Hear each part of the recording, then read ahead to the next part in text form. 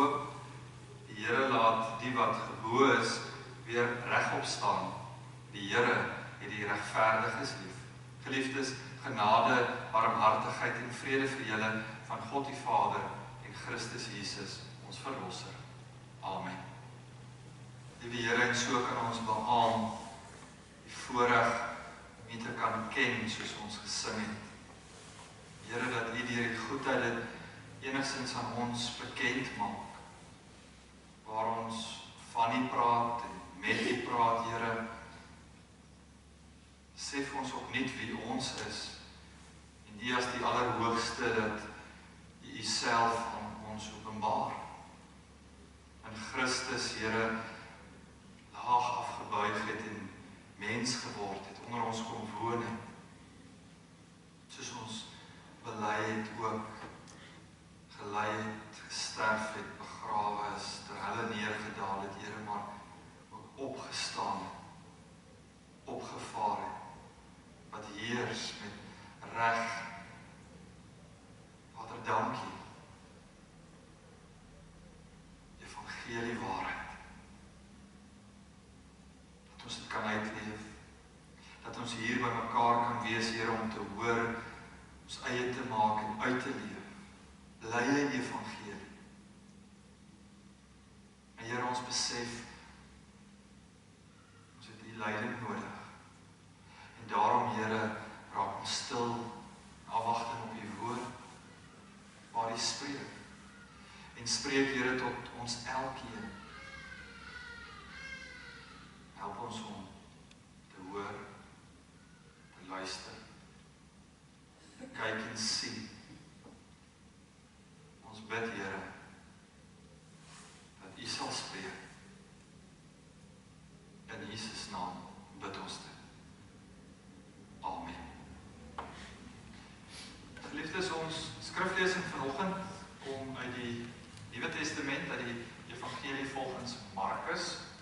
Markus 11, lees ons daar saam vanaf vers 12 tot 25. As jy wil saam lees, die 83 vertaling sal jy dit vind, bladsy 66 van die Nuwe Testament.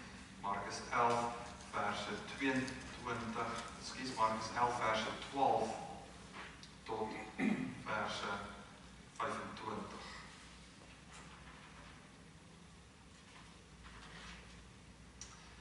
Jy sal vind, geliefdes, daar is 3 onderopskrifte vir die gedeelte wat ons saam gaan lees. Moenie dat dit jy mislei nie. Dit is een gedeelte. Verder in die preek sal dit ook sterk na vore kom. Eerste gedeelte wat handel oor Jesus vervloek die vyeboom, en dan die tweede gedeelte reinig die tempel, en dan die derde gedeelte die vyeboom het verdroog. Ons lees dit as een gedeelte saam, vers 12 tot 25. Toe hulle die volgende dag van Betania af terugkom, het Jesus honger gekry. Hy sien toe op 'n afstand 'n vyeboom met blare aan en gaan daarheen om te kyk of hy nie miskien 'n vy daaraan kry nie. Toe hy daar kom, kry hy niks nie, net blare, want dit was nie vye tyd. Hy sê toe vir die boom, van jou sal niemand tot in der ewigheid ooit weer vye eet nie. Sy disippels het dit gehoor. Hulle kom toe in Jerusalem aan. Jesus het na die tempel toe gegaan en die mense wat op die tempelplein besig was om te koop en te verkoop, daar begin uitjaag. Die tafels van die geldwisselaars en die stoele van die duiweverkopers het hy omgegooi en hy het niemand toegelaat om goed oor die tempelplein te dra nie. Toe het hy die mense geleer en vir hulle gesê, staan daar nie geskrywe, my huis sal 'n huis van gebed vir al die nasies wees nie, maar julle het dit 'n rowersnes gemaak. Die priesterhoofde en die skrifgeleerdes het dit gehoor en het na 'n plan gesoek om hom die lewe te bring, want hulle was bang vir hom, omdat al die mense deur sy leer aangegryp is. Toe dit aand word, het Jesus en sy disippels uit die stad uit weggegaan. Toe hulle die volgende môre vroeg by die vyeboom verbygaan, sien hulle dat hy tot in sy wortels verdroog is. Gedagtig aan wat Jesus gesê het, sê Petrus vir hom, Rabbi, kyk, die vyeboom wat hy vervloek het, is verdroog. Jesus sê toe vir hulle, julle moet geloof in God verseker dat julle elkeen wat vir hierdie berg sê, lig jou op en val in die see, en daarby nie in sy hart twyfel nie, maar glo dat wat hy sê gebeur, vir hom sal dit gebeur. Daarom sê ek vir julle, alles wat julle in die gebed vra, glo dat julle dit sal ontvang, en dit sal vir julle so wees. En wanneer julle staan om te bid, en julle het iets teen iemand, vergewe hom, dan sal julle Vader wat in die hemel is, julle ook, julle oortredings vergewe. Liefdes, tot so ver ons skriflesing vanoggend. Dit is die woord van die Here, gras verdor, blomme verwelk, maar die woord van die Here bly ewig staan. Amen.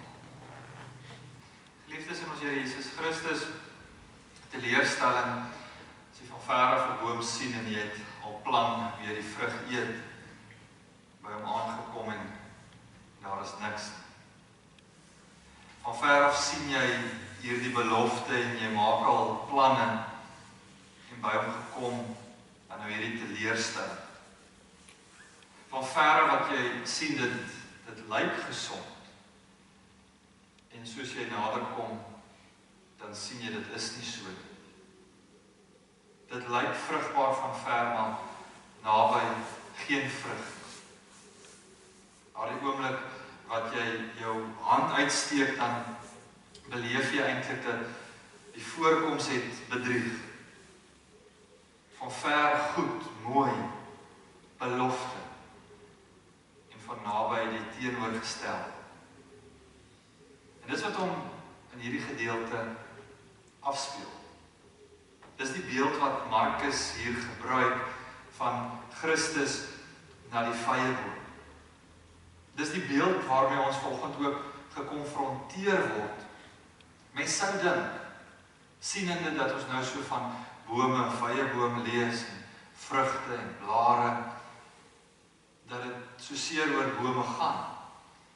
Dis die teendeel, ons behoort nie so seer net in die boom, die blare van die gedeelte vas te kyk nie, maar dieper na die vrug.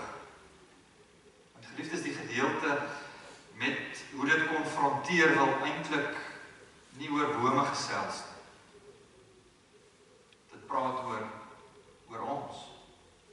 Dit praat oor ons aanbidding. Dit praat oor die gevaar van die uiterlike. En wat ons kies om verander te wys, maar ons weet binne onsself is dit wat ons uitstraal en wys nie noodwendig die waarheid. Dit praat van die blare in ons lewe, in ons aanbidding, waar ons dalk die regte dinge sal doen, kerk bywoon en Bybel lees, gebed, kennis van die skrif, so kan ons aangaan. Dis alles blare. Dis dalk selfs goed wat ons onsself mee ook verkeerd verstaan. Dink, dit is wie ons is die blare. Die mooi groen blare wat ons verander wys is die misverstand van wie ons is. 'n Boom se waarde, vrugteboom, sou ons sê lê in die vrug. Nie so seer in die blare. Maar ons ook maar baie keer die fout deur verkeerd te kyk. En daardie kyk nie net na ander nie, maar ook wat ons uitstraal en voorgee.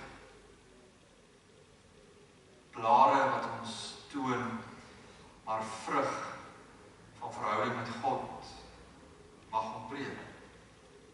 Geliefdes, jy kan hoor, die gedeelte met die deur in die huis is 'n gedeelte wat konfronteer, soos Christus die vyeboom van ouds gekonfronteer het.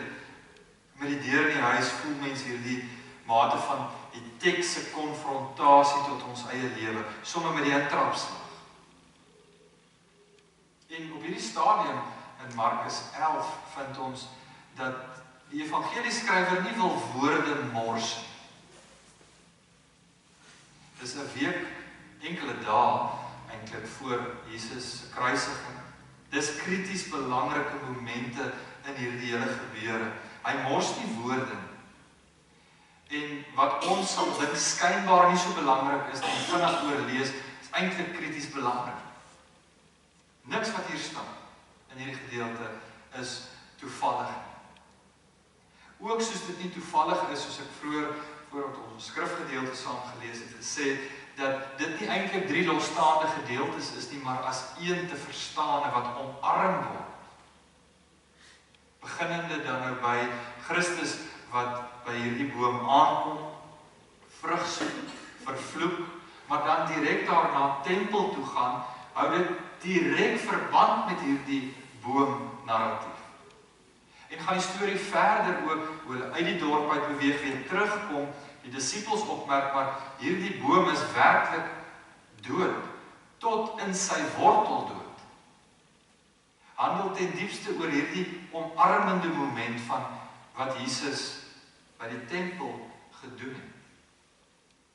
By hierdie tempelgebou, die Jode so indrukwekkende gebou, die amptelike, die uiterlike, die blare van die vyeboom as het ware. Geliefdes, maar maak ook nie die fout nie. Ons het nie net 'n historiese kyk na Israel van ouds en hulle tempelkompleks en die sodanigheid, merkwaardigheid van 'n vyeboom in Israel nie. Gedeelte gaan ook oor ons vandag. En daarom kom ons kyk wat beteken dit vir die mense van daardie tyd, voordat ons ook dit vandag vir onsself, ons eie maak. Geliefdes, in hierdie verhaal, die eerste moment kan ons dan sê, van die geleesde gedeelte, lees ons van Jesus wat honger is. Hy sien die vyeboom met blare aan, baie belangrik. Hy gaan nader om te kyk of daar nie dalk vye is. Soos vroeër gesê, met goeie rede en niks verniet nie, beskryf Markus, dis nie vye tyd nie. Jesus sien die blare, hy gaan nader met hierdie gedagte, dalk is daar iets aan, maar dan die opmerking, dit is nie vye tyd nie, sou mens by jouself moet afvra, waarom die verwagting? Om 'n vrug te pluk, wat buite seisoen is, en kwaad te wees as jy niks daaraan kry nie. Dit klink mos vir ons onredelik, onbillik. Die natuur het sy pas. Daar sekere tyd wat iets vrug het en ander kere wat hy dit nie het nie. So hoekom buite seisoen gaan soek vir iets, in hoop dan nou. Geliefdes, in daardie opsig, moet ons ook sien die antwoord lê in die aard van 'n vyeboom spesifiek. Ek dink ons dra reeds kennis daarvan, maar nog meer in Israel. Ook nie verniet, is die beskrywing hierdie vyeboom met blare aangehaal. Dis 'n gesonde boom. Die aard van 'n vyeboom in Israel sou dit ook wees dat dit nie in seisoen is. Dis nie sy tyd vir vye dra nie, sal hy wat ons noem baie voor vye hê. Eintlik as ware as teken, hier kom 'n goeie oes. En die evangelis, geliefdes, beskryf dit vir ons in daardie woorde, jy kan dit eintlik verwag. Christus kon dit verwag, in afwagting na daardie boom stap, want hy dra blare, dis 'n gesonde boom. Ja, dis buite seisoen. Die verwagting is nie om vol seisoen vrug te hê nie, te kry nie, maar tog iets. En nie niks, soos Christus dan nou ook ontdek het aan hierdie boom is. Net blare. O, so gesond, mooi.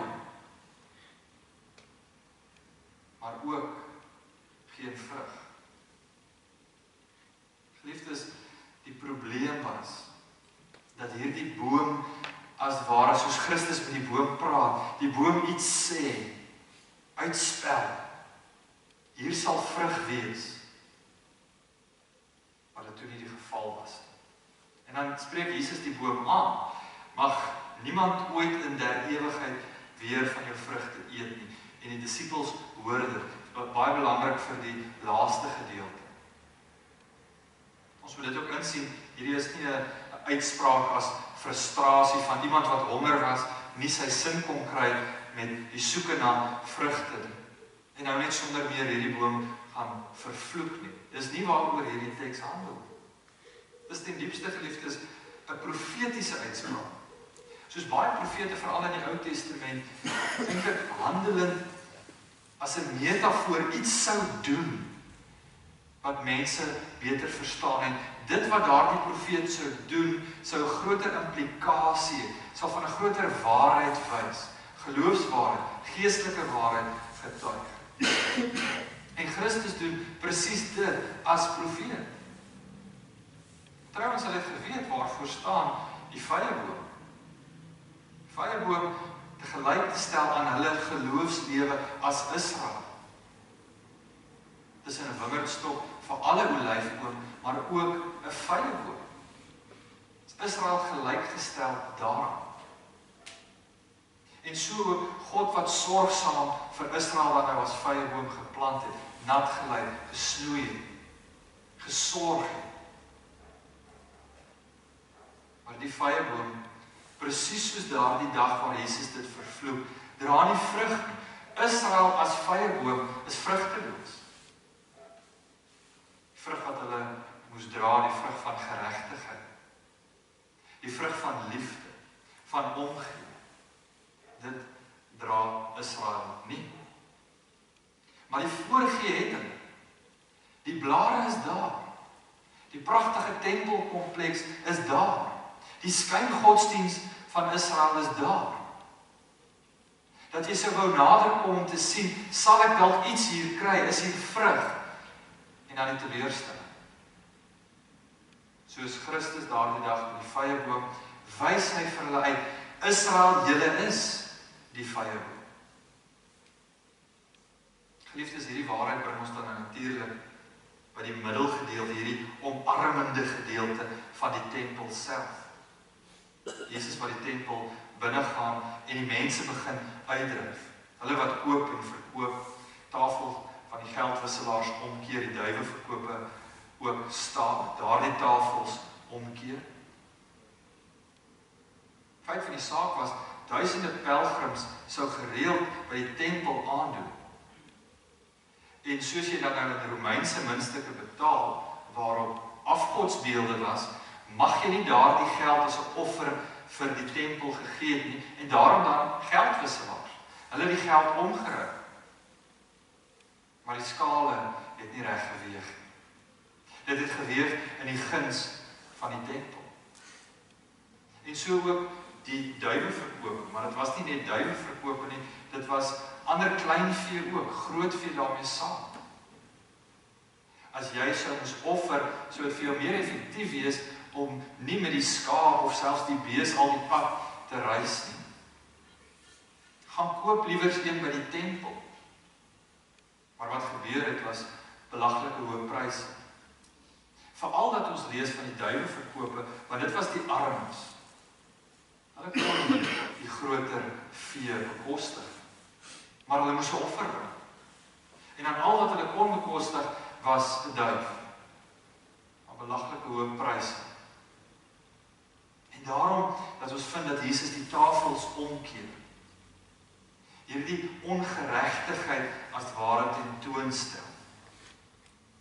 Geliefdes, verder ook die probleem is van waar en hoe dit gebeur. Hierdie bedrywigheid op die tempelgronde was in die voorhof waar die heidene sou aanbid het. Die Jode sou hulle eie plek ook gehad het, hulle kon nader beweeg en dan later ook waar Joodse mans en vrouens, hulle kom saam en dan ander gedeelte tot by die heiligdom. Is daar sulke vlakke van wie mag en wie mag nie. Staan in die Joodse mans alleen, sonder liggaamsgebrek, as jy liggaamsgebrek het, mag jy nie. Tot by die allerheiligste waar net die priesters sou kon diens doen. Baie sterk vlakke. Hier vind ons eerste vlak, die intreevlak, die voorhof van die heidene. Dis waar hierdie verkope plaasgevind het. Dis waar jy sou sien, waar eintlik in gewone Afrikaans almal welkom sou wees. Die nie-Jood sou daar kon aandoen en leer van die God van Israel. En wat sou hulle leer? Hulle sou te doen het met hierdie geraas, met hierdie bedrog. En daarom dan hierdie woede van Christus, Trouwens, hy haal die Ou Testament 2 keer aan. Hy sê uit Jesaja, is daar nie geskrywe, my huis sal 'n huis van gebed vir al die nasies genoem word nie.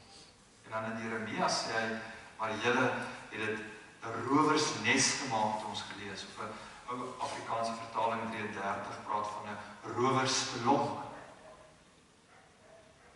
Let wel, Christus se probleem is nie teen die mark self daar. Dit was nie die probleem nie, trouwens dit was die gebruik. Die probleem was die uitbuiting daarvan. Hy praat spesifiek van 'n rowersnes of 'n rowersspelonk. Die plek, nie waar daar geroof word nie, maar baie interessant, rowersspelonk is, daar nadat geroof is waar die rowers sou skuil, waar hulle dink hulle veilig is. En direk is dit Christus wat nie gewoon net die tafels omkeer nie, maar die godsdienstige leiers van die tyd uitdaag. Want dit was hulle wat hierdie skale laat skeef trek. Dis hulle wat die mense wat dit nie kon bekostig nie, wie se hart reg was, hierdie belaglike hoë prys gevra het om 'n duif te moes offer. Dis die geestelike leiers. En daarom vergelyk Christus die tempel met 'n rowersspelonk. Die mate van is die geestelike leiers wat dink, daar is ons veilig. Daar doen ons hierdie dinge en niemand sien. Daar lyk dit goed. Blare aan die boom. Geliefdes, en is juist hier waar die vyeboom en die tempel mekaar ontmoet. Vyeboom sonder vrug. Vyeboom met baie blare. Die tempel sonder vrug, maar die tempel met baie blare van aktiwiteit, die priesters is daar, daar's offers, daar's gebede, daar's feeste, daar's seremonies, jy kan dit opnoem. Maar daar's nie 'n liefde vir God nie. Van buite af indrukwekkend, dat die heiden van ver af sal kom en sê, ek wil hier wees, en kom hy by die poort, dan ontmoet hy die bedrogspel. Sonder vrug. Die geestelike leegheid. Volgende dag vind ons kom Jesus terug. Dit is nadat hy buite Jerusalem gaan slaap het en weer terugkom. En dit bied ons dan nou ook die motoriese moment vir hier beweeg hulle weer verby die vyeboom. En dit is Petrus wat opmerk en sê, Here, die boom is verdroog. Maar weer eens praat Markus elke woord intentioneel. Niks verniet nie. Sê, tot in sy wortels is dit verdroog. Natuurlik sê dit is heeltemal verdroog. Eintlik wil die oorspronklike teks dit anders suggereer, om te sê dat die verwelk, die doodgaan, het nie soos ons dit noodwendig altyd, jy sien dit eers in die blaar en so beweeg dit en versprei dit nie. Dis teen die natuurlike. Dit is as ware van die wortel wat eerste doodgegaan het, tot by tak en blaar. Dis die kant om. Wat wil sê, dis Christus wat vervloek het, tot in die wortel is hierdie boom dood. Tot in die wortel is Israel se kultuurkultus dood. Dis nie 'n natuurlike proses wat hierdie boom dalk baie vinnig die dag kon doodgaan nie. Dis vanweë Christus se woorde as 'n blyke van wat in die tempel in Jerusalem gebeur. Dit gaan nie so seer oor die boom nie. Dit gaan oor Israel en hul tempel. Geliefdes, en dan in die derde gedeelte sou jy nou dink dat Jesus iets anders sou sê. Hoe om hierdie saak reg te stel. We gaan hard werk, doen dit of doen dat. Kry hierdie reg. Die antwoord wat hy gee, 3 dinge, baie interessant. Hy leer die disippels iets verrassend. In plaas daarvan, alhoewel hy die boom veroordeel het, die boom het gedroog, uitgedroog, Israel ook so veroordeel, gee God 'n antwoord en sê wat hulle te doen staan, wat hulle moet doen, hoe hulle die saak gaan regstel. En dis hier waar dit ook nader aan die huis kom. Dis die van geloof. Jesus sê vir hulle, sy disippels, julle moet geloof in God. Klem wat val op vertroue in God. Geloof in God as nie my geloof nie. Want dit is ook weer 'n voorbeeld van blare wat wys van buite, skyngeloof. Dis nie van myself nie. Dis van God af. Dan sê Jesus, wie vir hierdie berg sê, lig jou op, val in die see, en nie eens hy hart twyfel nie, maar glo wat hy sê sal gebeur. Vir hom sal dit gebeur. En waarskynlik praat Jesus hier van die Olyfberg of Tempelberg self, maar hoe dit ook al sê, is 'n beeld wat hulle baie goed verstaan het. Veral in die Joodse leefwêreld. Tipografie, daar's berge. Berge wat uitdagings voorstel. Dit wat as 'n uitdaging voor hulle is. Here, hoe gaan ek hier oor? Hoe gaan ons hier deur? Dis die Here wat jou sal oorlei, wat jou sal deurlei. Geliefdes, dit gaan nie oor berge willekeurig rondskuif fisies nie. Dit gaan oor die geestelike, geen hindernis is vir God te groot. Ons moet ook versigtig wees. Want so lees baie gelowiges die tipe tekste, wat ons dadelik sal sê, dit verwys na die geestelike. Maar dan maak dit geloof skielik in die proses een of ander geestelike towerkrag, waar jy die woord sê en dit gebeur. Dis nie waarvan Christus hier praat. Die geloof wat hy gee, is geloof van God, is nie die geloof wat mens dit maak, as 'n towerformule. Vertroue in God. Die Here wat die onmoontlike moontlik maak. En jy moes jouself ook indink, dit was hierdie groot instelling, die tempel van die tyd met sy pragtige gebou waarin mense gestroom het. En Jesus uitwys die probleem en mense eintlik oorweldig voel, hoe gaan mens die stelsel verander? Dis nie moontlik. Dis so gefestig.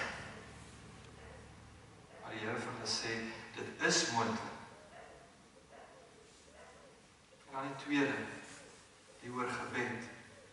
Jesus sê, daarom sê ek vir julle, alles waarvoor julle bid en vra, glo dat julle dit al ontvang het, en dit sal vir julle so wees.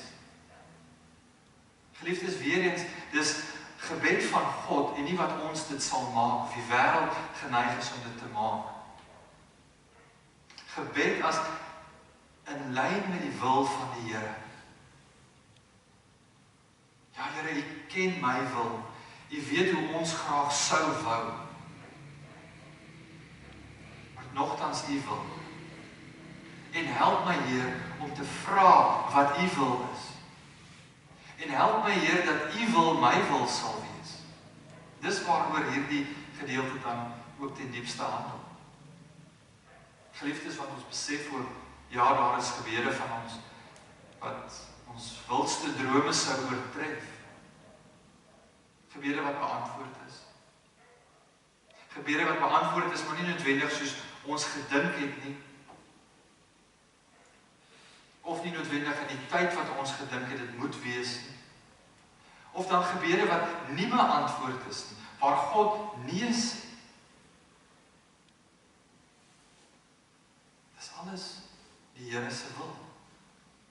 En is dit ons wil, dat dit belyn met die Here se? Alles waarvoor jy bid, sou dit wees, dat dit in lyn met God se wil is, dan sal julle dit ontvang. Dit sal so wees. Hoekom? Want God se wil geskied. Dit is geen towerformule nie. Dit is in die Here se hand. En dan die derde, die oor vergifnis. Jesus wat hierdie saak eindig. Eintlik iets waar oor ons miskyk. Jy sou gedink dit moet iets anders wees. Gebed, geloof, ja. Maar die saak dat Christus wel vergifnis ook hier aanhaal, is merkwaardig. Hy sê, en wanneer julle staan en bid, en julle het iets teen iemand, vergewe hom, sodat julle Vader wat in die hemel is, ook julle oortredinge kan vergewe. Het gaan oor die ondersoek van jou hart, selfondersoek. Geliefdes, dis is 'n ander tipe vergifnis as 'n voorwaardelike vergifnis wat ons noodwendig in hierdie gedeelte inlees. Vergifnis beteken nie dat ek die Here se vergifnis nou eers verdien. Ek moet eers hier kan vergewe voordat God my kan vergewe nie. Dis nie wat die gedeelte sê. God het ons reeds in Christus en in Christus alleen vergewe. 'n Vergifnis wat sou beteken dat God ons eers kan vergewe oor hoe goed ons in staat is om enigstens te kan vergewe, is mensgemaak. Hierdie gedeelte handel oor God wat ons wys hoe volmaakte vergifnis lyk. Vergewe volmaak soos God reeds jou vergewe het. Dit is gewoon wat hierdie gedeelte wil sê. Met genade is jy gered. Nie hoe goed jy dink jy kan glo nie, want is geloof van God. Nie hoe goed jy kan dink jy kan bid nie, want is God wat vra en sê bid na my wil. Nie hoe goed jy ander kan vergewe en dat dit sal beteken God vergewe so nie. Jy is reeds vergewe. Hoor die genade resoneer die evangelie keer op keer. Geliefdes, weet ons, vergifnis is ook 'n proses. Dit is nooit net 'n kitsvergifnis waar dit onmiddellik is. Die Here werk met ons. Ons onderneem om op die pad van vergifnis te stap. In lyn met die metafoor van ons vyeboom is vergifnis nie die wortel vir ons redding nie. Dis die vrug daarvan. Die natuurlike uitvloeisel is vrugte. Die wortel is God. Die lewe wat hy bring, sy goede. Is niks van die mens nie. En as dit sou wees, sou daar geen vrug wees nie. Blare.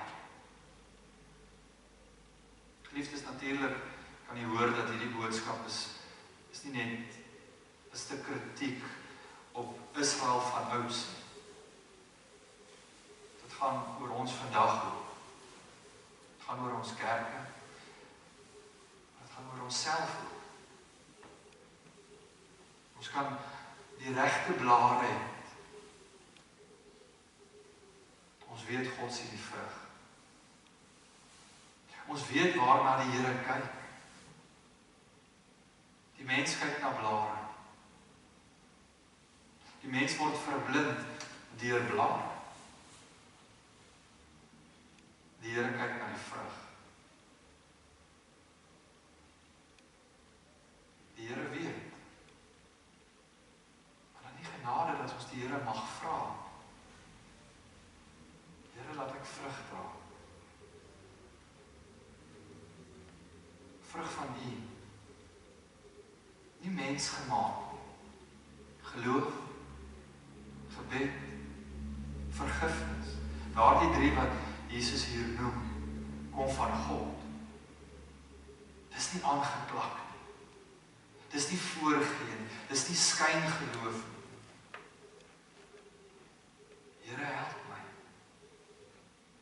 Geliefdes, ek dink hierdie gedeelte word sterk deurvertaal tot ons dag en tyd.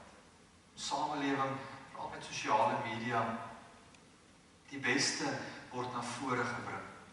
Die mooiste foto. Hierdie voorgee. Ja, die mens is baie geneig om voor te gee. Ons het dit in ons. Dit is deel van wie ons is. Maar ek dink in ons dag en tyd nog meer. Goed lyk, goed vertoon. Wys vir die wêreld alles is reg. Alles is goed en wel. Moenie swakheid wys nie. Wys die mooiste foto. Moenie die trane wys nie. Moenie die agteruitgang wys nie. Moenie van dit praat nie. Praat van die mooi groen blare. Die Here kyk verby die blare. Die Here word nie mislei nie. Hy sien raak. Geliefdes, dit moet ons hoor. Wonderlike nuus van die evangelie van Christus is nie gewoon die oordeel wat hy bring, soos ons geneig is om in hierdie gedeelte so op te fokus nie, maar dit is die lewe. Hierdie gedeelte gaan eintlik vorentoe as 'n waarskuwing vir Israel van ouds, maar ook as 'n vermaaning vir ons. Hoe lyk die boom van jou lewe? Dis nie gewoon God wat die vyeboom vervloek het nie, maar is God wat aan die vervloekte kruishout gehang het vir die mens, sodat die mens nie 'n vervloeking sal wees. Die oordeel wat op hom moes wees, het hy gedra. Hoor die evangelie hier. Die straf vir ons onvrugbaarheid, vir ons vrugteloosheid, het hy gedra, want ons moet erken, ons is die vyeboom. Ons dra nie vrug uit ons eie nie. En sou ons dra, het ons niks om op te roem nie. Dis God. Dis nie ons vrug. Dis genade. Geliefdes, mag ons voor die Here in onsself ondersoek, werklik vra vir die vrug wat hy gee. Mag ons let op die blare van vertoon, wat dit ook al mag wees. Mag dit ons opregte gebed wees. Here, bewaar my daarvan, dat net die voorkoms van geloof deel van my lewe is. Here, maak my hart opreg. Here, reinig my aanbidding. Versterk my geloof. Leer my met vertroue binne U wil. Nie soos ek wil nie, hoe U wil. Gee my die genade om ander te kan vergewe. Laat ek opnuut raak sien hoe U my vergewe het, want U is die beginpunt, U is die wortel. Here, en dis nie my vrug nie, dis U vrug. En laat my vrug dra dan wees U te vereer. Geliefdes, dis 'n vyeboom wat groei, wat blare het en vrug dra. Mag dit ons elkeen wees. Amen. Ons bid saam. Liewe Here, ons besef, ons lees van onsself. Ja, Here, ons kon krities kyk hoe hierdie verhaal meesterlik saamgestel is in omarming, die vyeboom, blare maar niks vrug. Ons kan sien hoe dit 'n kommentaar lewer op Israel van ouds. Ons kon die nadraai sien, Here. Maar ons kyk soms mis dat dit nie net oor Israel van ouds gaan nie, dit gaan oor ons vandag. Oor ons eie blare. Blare van voorgee. Here, dat ons opnuut kon raak sien dat U anders kyk as hoe mense kyk. Kyk verby ons blare skanse na vrug. Ja, Here, ons eerste onmiddellike menslike reaksie is om vrug dan nou van ons eie uit te dra, meer te doen, met eie krag. Maar U gee die antwoord. Geloof, gebed, vergifnis. Here, soos ons gesien het, nie mensgemaaktheid nie.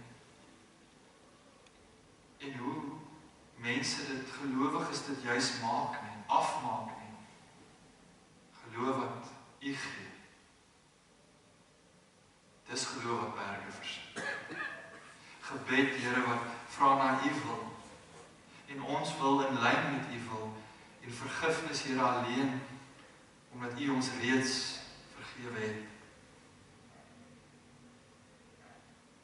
So sien ons die natuurlike uitvloeisel is vrug dra. Dis van U. En dan, Here, met groen blare en vrugte, besef ons het ons niks om op te roem nie.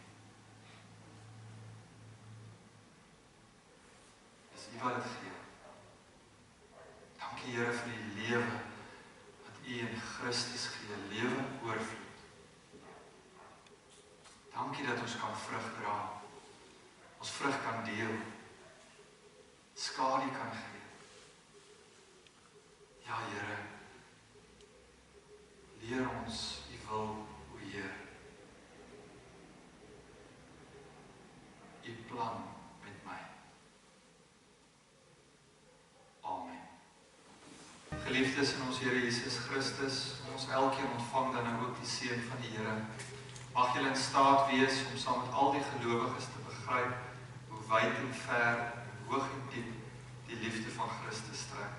Mag julle sy liefde ken, liefde wat ons verstand te bowe gaan. En mag julle in volle vervul word met die volheid van God. Amen.